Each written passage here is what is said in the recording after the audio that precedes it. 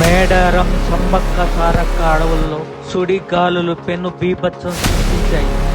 3 కిలోమీటర్ల మేర 50,000 చెట్లకు పైగా నేల కొరిగాయి. 200 హెక్టార్లలో అడవులు నాశనమయ్యాయి.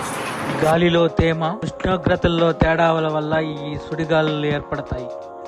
సుడిగాలి గంటకు 100 నుంచి 500 కిలోమీటర్ల వరకు ప్రయాణం చేస్తాయి. అమెరికాలో వీటిని టోర్నడోలు అంటారు.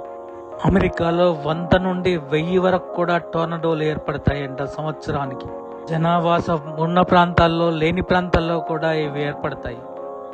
Australia, Canada, Japan, Bangladesh, China, Argentina అనేక ప్రాంతాల్లో ఇవి బీభత్సాన్ని సృష్టిస్తున్నాయి.